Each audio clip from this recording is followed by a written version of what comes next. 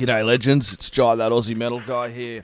Before we get stuck into another great interview brought to you by Crank.com and thatmetalstation.com, don't forget to hit the like and subscribe, and that way you can keep up to date with all the best music and interviews from all over the world. G'day, it's Jai, that Aussie metal guy here with Crank.com and thatmetalstation.com, and today I'm getting to chat with Greg Schwan of Witnesses, atmospheric doom, dark folk. I know he's re-releasing the IV on vinyl, which is very exciting, but while we've got him here, we're going to chat a little bit more about Witnesses. So cheers for joining me, man. Yeah, thank you so much for having me. It's really great.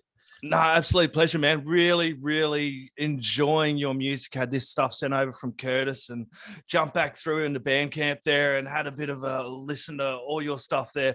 Really, really cool, man. Can you tell me, how did this all begin for you first? Where did this project start and how did it start? Yeah, it's so I guess around 2015, 14, I started playing music again. I had taken a long break. It actually might go a little bit further back. Maybe 2012, I started playing again. And I hadn't played for a good 7 or 8 years.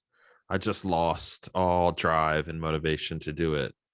And then I came back around to it. And I wanted to do a metal project. That was definitely the goal. And it just wasn't working out. The things weren't happening the way they were supposed to.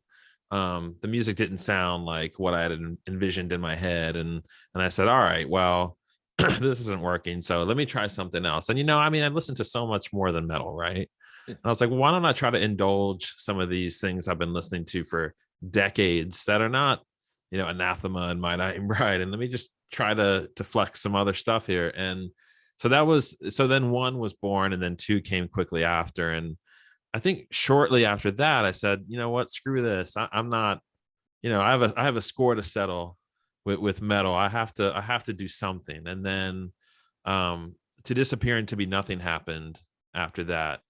It just kind of flowed and things clicked. And I had this kind of realization that I really wanted a clean vocal.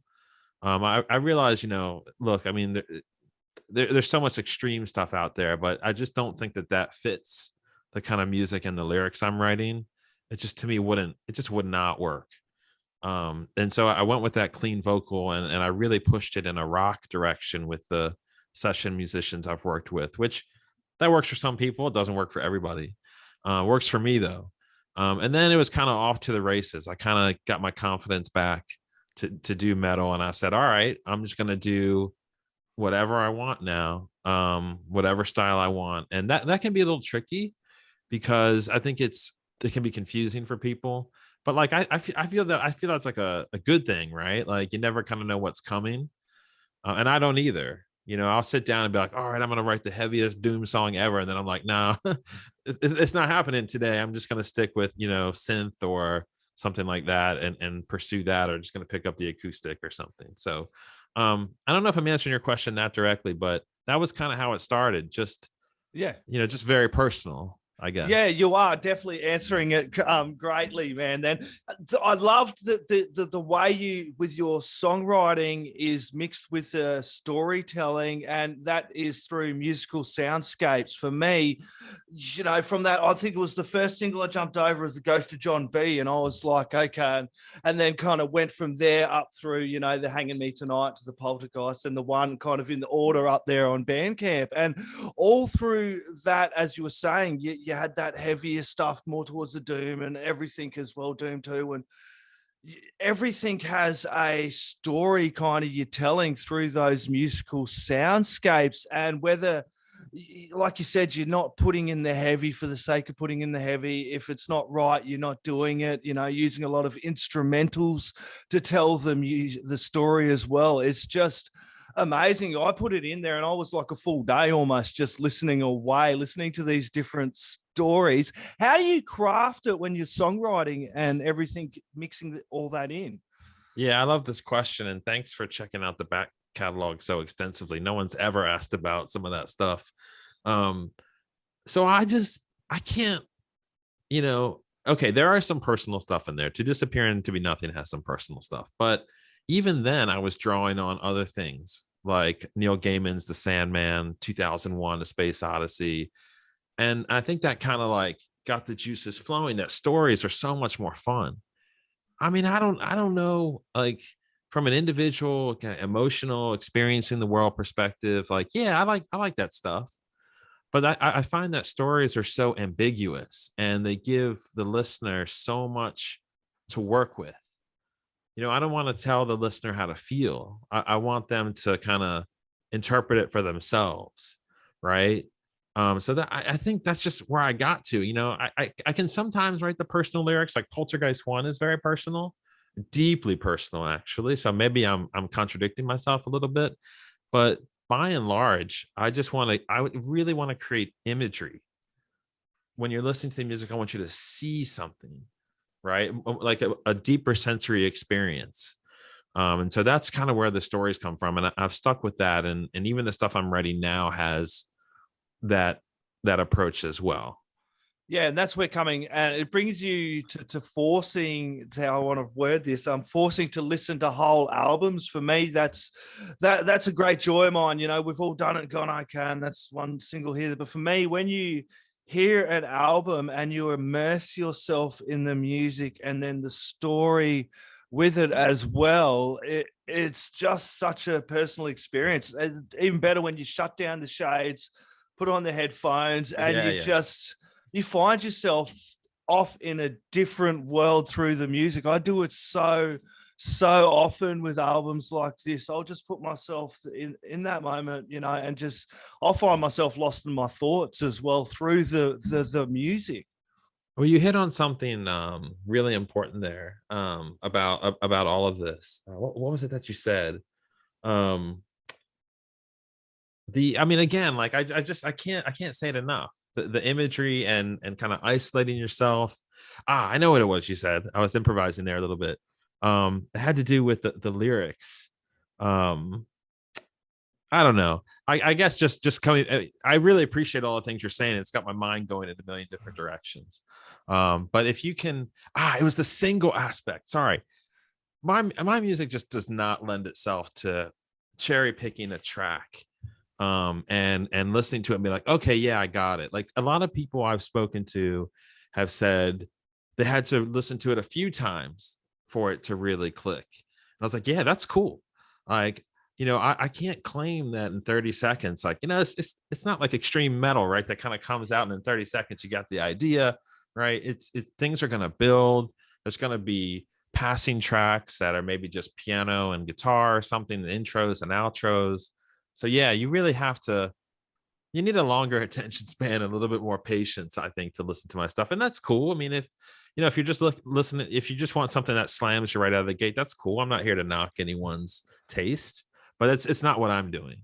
No, and it comes back a little bit to the stories you're trying to tell. And you can't, like, I found myself listening to it the first time. Let's just go with IV, because that was the most recent one, and the one you're dropping the vinyl for. So I listened to that the first time and then come back the second time, and I was able to understand the story a little more and come up with a little bit of an idea of it all, when there's the slight lyrical compositions come in and the Danish lyrics and everything. You kind of get a little bit more feel for the story as well. Yeah.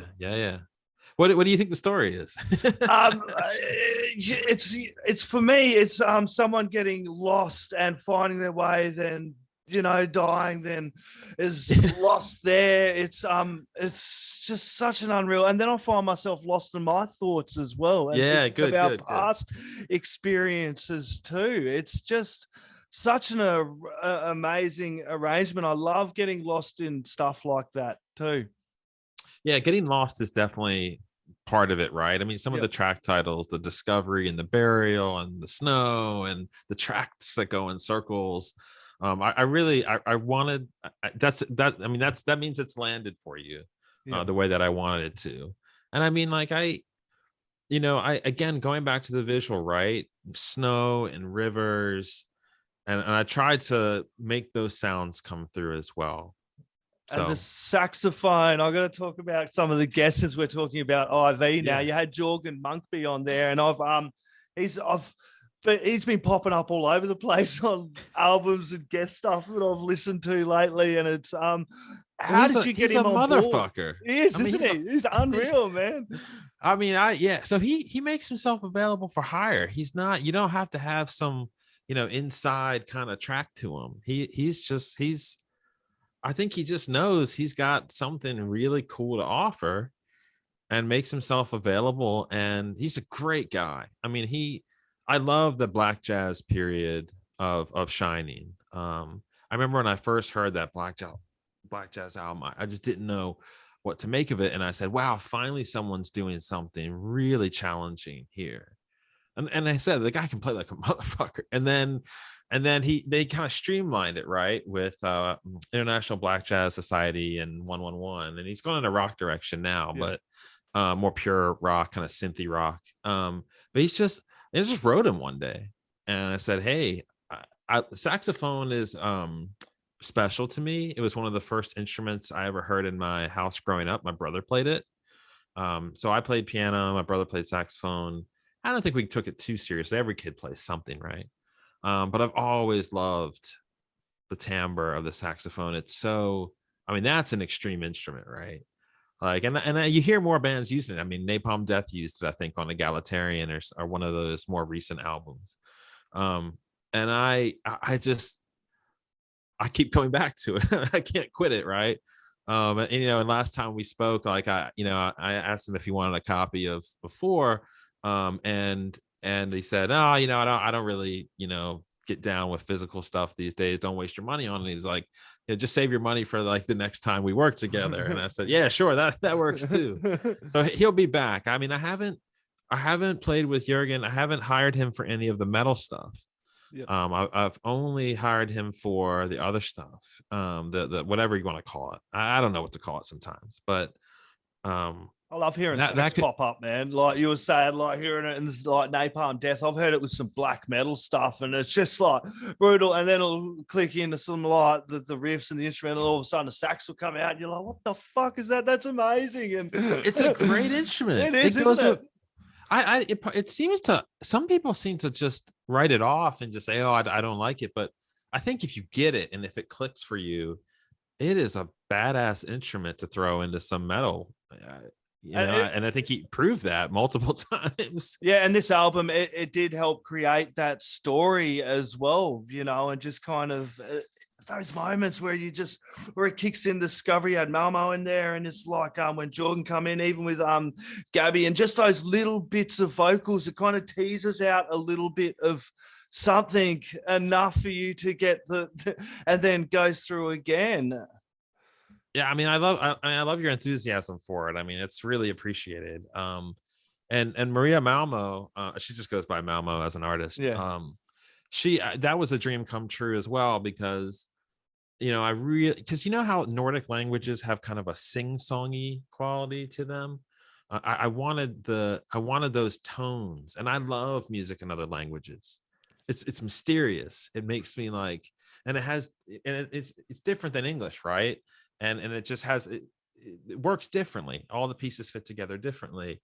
And I had heard, her label reached out to me because I had posted somewhere, maybe on Facebook or one of these sites, and saying I was looking for a Nordic vocalist.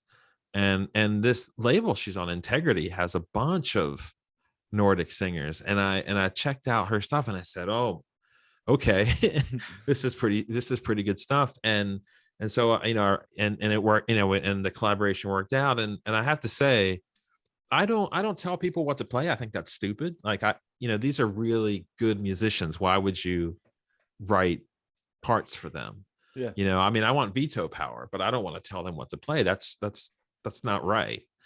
And I never would have in a million years expected what she came up with. I mean, I don't want to say Björk because that's a little cliche, but it just had this creativity to it. I'd never think that way. I'm so used to like more standard rock and pop kind of approaches, and what she was doing was just out there. And I said, yep, this is a new texture that I want. And we'll probably work together again too, because I mean, it's that good. And Gabby, I've worked with a bunch of times. She's phenomenal. She's a very breathy vocal style, right? She doesn't like boom or something like that. She's more of like, I don't know, I picture her in her element in like a jazz or a trip hop type thing, and I've pulled that in as well because I don't know, I just think it works. What was it like making that album? Like, were you how long did it make? Were you doing it at home? And tell us a little bit about your process with making this one, the IV I one. don't remember. How long did it take? I have no idea. I could go check and see how, when the first edit to the files were and the last. I could probably do some archaeology. Well, were you do the collapse was brought out not long after as well. So were you doing that in conjunction with that? Yep. Yeah, I'm always working on multiple things. Witnesses isn't a band, so I don't tour. There's no live element, and like in terms of like the who is actually in the band properly, it's just me. Yeah. Everyone else is session. To some, whether they're paid or not, they're all session, and so always doing multiple things. I have to. Yep. I always have a lot of ideas going. It's really impossible to do it in sequence. So the collapse would have been written.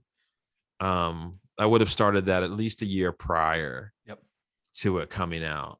So yeah, there has to be overlap there. But I mean, in terms of the writing process, I mean, it's all file sharing. I've never, maybe with one or two exceptions, gotten together with someone and played. Yeah. Like it's all just, I'll do stuff here, send the files out, give very loose direction. I mean, very loose. I mean, extremely loose, right? Like I said, I don't want to, I would never write a melody for these people. And then they'll send it back and off we go. It must be good to be able to work with these people all over the world, especially like you've been doing it for a while, as you said, but especially the last couple of years, people not being able to do anything. It would have been great to dive into the music a little more and get cracking on these albums, kind of give you something to focus on besides everything else happening at the moment. No, I think you're right. I feel like Jørgen Munkeby and Gabby, they gig. So I think it was good to hire them during that time, right? And let's face it, right? This thing ain't over. I mean, I think your country's doing way better than mine. But I mean, it's I think from Western Europe and the States, I see a lot of bands scheduling tours, but I'm dubious. This is not in the past, right? So it wouldn't nothing would surprise me at this point.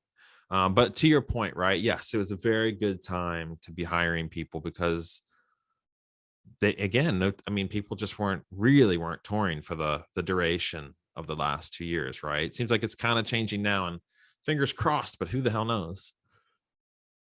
So what's next? What else you got planned for Witnesses? You got something you're working on next? Is there something we should be looking forward to? Because you seem like a highly motivated musician. I mean, I have to do this, man. I'm miserable if I'm not doing something like this. I saw Einar Selvik. I've seen Einar Selvik a couple times, the guy from Bardruna, and he talked about how he's like, yeah, I have to do this. And I was like, that's the perfect way of expressing it.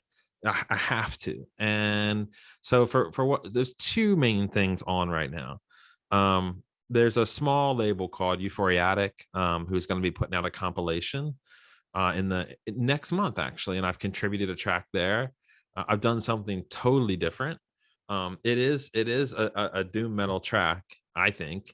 But I took some risk on it, and I said, I'm going to do something different here for fun. And I think it turned out well, and I'm going to turn that into an EP. So I'm going to do a short, like, doom metal EP that'll probably be out. I'm not going to rush it. So maybe summer, fall, depends. And then I'm working on 5, which would be the follow-up to 4. And that's going to be, I'm really taking my time with that as well. I want to do something very elaborate and really step it up and really get to the next level on that kind of stuff. And then after that, I'm not sure.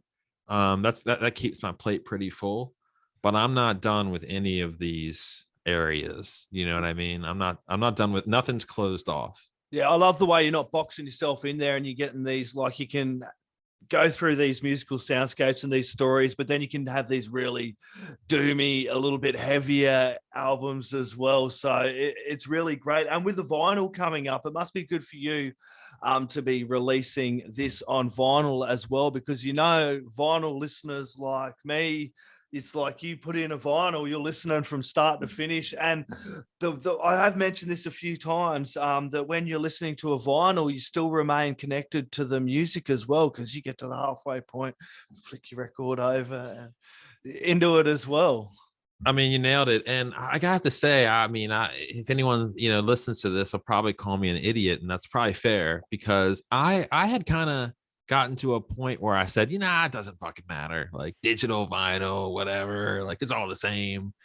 And I think I don't know why, I thought that, but I got to this like kind of fed up point, probably because I was using so much software in my production that I was like, man, it's all fine. People, if you blind test or something, no one would know. But I don't know. I kind of came to my senses and I realized, like, no, wait, you idiot. Like vinyl has way different qualities that you're not going to get on digital.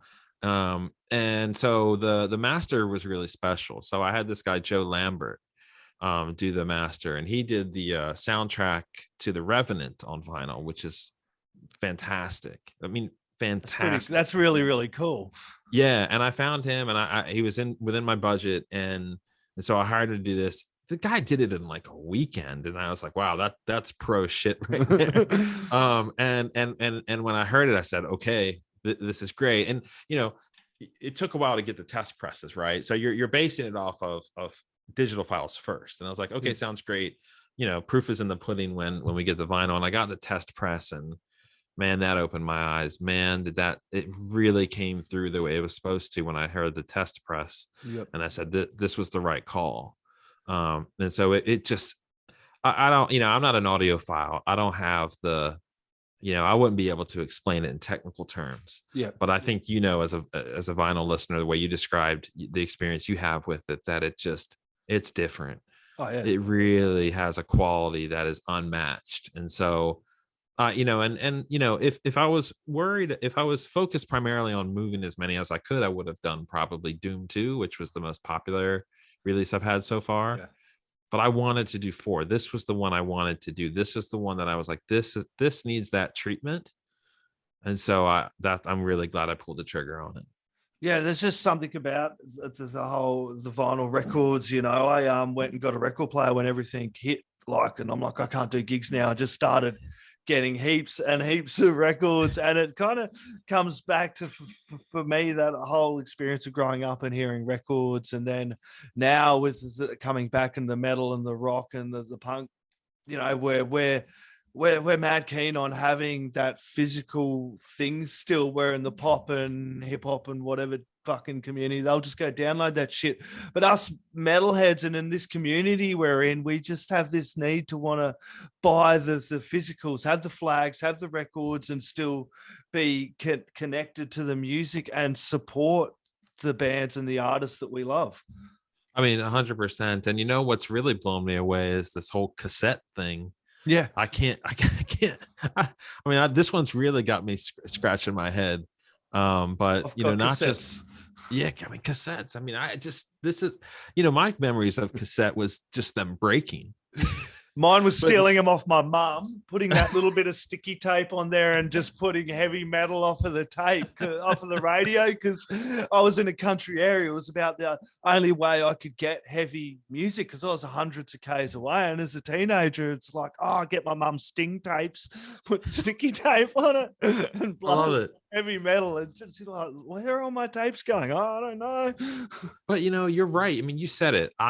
Even with the compact disc, right? Like, people just want to have something physical, whether it's to support the band, whether they're just collectors, just holding something in your hand. I mean, how many great memories I have of going to a used record, CD, and tape shop and just buying something because the artwork looked cool. Do you remember what your first album was? Like going into those stores? No. I still remember I went in and bought Sepultura Roots, I think was the first CD I bought, and Factory Demanufacture as a young teenager. Oh. And I was like, yeah. I think the first tape cassette I got, though, would have been like Red Hot Chili Peppers, Blood Sugar I was like, Yeah. primary school, and I'm like, thought I was ultra cool and didn't let mum see the tape. And I mean, yeah, for sure. I don't know how people remember the first thing they bought. I have no clue at all. But no, I mean, you mentioned some good ones there. When I was in high school was when Demanufacture came out. Yep. And I had it on CD, but that was crushing. Because I wasn't into metal until high school. Yeah. And which, you know, some kids, you know, of my age cohort were already into Megadeth and Metallica and all that shit, Anthrax. Yeah. But I got to it a little bit later, and oddly through a more extreme route. Because yeah, I remember Fear Factory Demanufacture being one of the earlier albums I heard and just almost falling out of my chair. I never heard anything like that. It blew me away as well. I would have been probably grade 8 or 9 as well. I was in high school too when I come across. It was just the group of people hung out there all listening to Megadeth and Morbid Angel and stuff like that. And I was like, at first, I was like, wow. And I was like, no, this is cool. And this blew me away, and been a bloody metalhead ever since as well. For sure. Yep. It changed my life, definitely. I mean, I've always kept a very open mind. I mean, I listen to all kinds of stuff. But yeah, I mean, I think in terms of like a first love, you know, it's definitely metal, you know, for sure. But I guess I just, you know, over the years, I mean, hopefully people hear it in the music too, right? Like, everything from like Johan Johansson, Ryuichi Sakamoto, Timber Timbre. I mean, you know, there's just so much variety out there, so much great stuff to listen to. But I mean, to your point, like metal has expanded a lot too.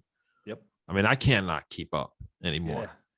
You know, I just, you know, I follow, you know, I'm on Twitter or whatever, and it seems like every week there's 10 albums that people are raving about. And I'm like, well, maybe I'll get to one of these per month if I'm lucky.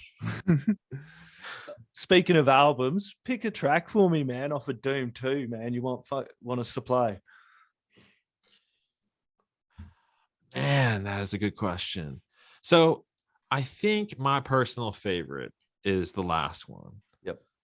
I've called it, I messed up. I think in some places I called it the ending, and in some places an ending. Yeah. Because I like the definite ending. article. It's ending anyway. Well, because an ending makes it seem like there could be different endings, whereas the ending with a definite article, it's like, yeah, this is how the story wraps. I think I probably still to this day, I'm not sure what I really want to call it. But I think that's my favorite track. Yeah, an ending does have that kind of open feel. It's like one of many endings, you know, it's up to you to decide. It's like those movies that end and let you kind of think about what ending is that going on as well. And you find yourself having this discussion when the movie's finished and you're like, oh, I think that happened, or maybe that happened, even with yourself, you know, because you don't know. There's no definite ending to it. It's just you decide. But you're right back to it. This is exactly it, right? Leaving it up to the listener, giving them autonomy and freedom to interpret it the way they want. I mean, the best movies, I mean, you know, a movie that has a really cool, you know, whether it be performances or plot or atmosphere, when it's wrapped up and you're told like, yeah, this is where they all end up, to me that's a disappointment. You know, I want to kind of use my imagination, interpretation, and maybe even come back to it, interpret it differently over time. Don't you? And those movies stick with you as well when you walk away from stories and you're going, okay, what the hell happened there? And I found movies have stuck with me a little more after they've ended like that, because I still find myself thinking about it afterwards. Exactly. And as you said, like when it's at that clean cut ending, they're like, this is what happened. You don't need to think about what happened. It's right there in front of you. It's like, oh, that's done. Okay, and done. Thoughts go off somewhere else. Whereas the story doesn't conclude. You are still thinking about it. 100%. And I mean, look, there's a place for time and place for everything. Yep. You know, it's not like if a film or an album has a very like resolute ending, I like, oh, that's stupid. That's not that. It's just that I prefer the freedom for the listener to, again, play their part, right? Interact with it and like really get into it. And it's funny, going back to something you said, about lyrics, like, I don't know, man. Maybe I'm a shithead, but I just think a lot of metal lyrics are they're not for me, Yeah. They treading new ground in metal lyrics, I think, is tough. Yeah. Right. Yeah. And it's You good have when a lot you hear of something different as well, and you're able to do and explore and do your own thing. It's not just be this carbon copy of something that's come before you. That's why some of the stuff, when I hear like this, it just blows me away. And this is when someone's pushing the boundaries a little bit and doing their own thing. It's really, really good to see. Cool. Yeah. I mean, that's, again, it has to be this way. Yep. Track off IV, Greg. Oh man. Hold on. Because it's 20 tracks, so I can't. Yeah, remember. I know, man. So that was a really, really cool album as well. It would have been fun for you to create that story through the musical aspect of it too. Yeah, it really was. And I think if I had to pick one track, I might go with the Discovery that Malmo sings on. I mean, both that and the Burial I love. Yeah. I mean, damn it, she really twisted me around, because I'm supposed to give you an instrumental track, but I'll give you one of the vocal tracks because she added so much to it. Yep. And we got to go with a track from The Collapse, since I can play 3 on the radio, push my limits. All right, man, you're a hero. All right. I need to look at the song titles again. Yeah, no, it takes time, man. That was a killer EP as well. I enjoyed the whole, as I was saying, going back through, and that's what I like about Bandcamp. Like, even for people that want to buy digitals, as you've touched on before, that can go over and go, okay, I can't buy the physicals, I can still go buy a digital and I'm still contributing. For me, that's a huge part of why I do this, because out of love and support for the scene. And a lot of people do that as well. And I know Bandcamp's people are starting to catch on. It does kind of upset me sometimes when I go, man, they haven't got their music on Bandcamp. Damn it. I don't. Fuck Apple. Fuck Spotify. I mean, I don't know. When artists don't use Bandcamp, it blows my mind. But there was something I wanted to respond to that you said. Oh, you use the letters. You said this is an EP. I'm curious, what's your threshold? Because it's a bloody long album. Yeah, album. I felt I just got over the line. Yeah, that's what I meant. Album, dude. Yeah. Well, I mean, now I'm curious, because I've had other people have called it an EP as well. No, it's definitely an album. You got some long track on there, like 10:51, 8, 7 minutes is The Collapse, which is a track that blew me away as well. Well, I think my favorite off there is Repose. Yep. Because there's it really, I hope anyway, it makes the listener a little bit uncomfortable, because that outro of just the keyboard is so freaking long, and that's on purpose. Because if you think about the album as a whole, right, you've got the intro is pretty simple. It's just Ebo, right? And then you got the 2 tracks, and then you got this like kind of torturous long outro to Repose, and then the piano. And then it fades back in with They Giveth and Taketh Away. And I wanted that kind of like intermission aspect to it.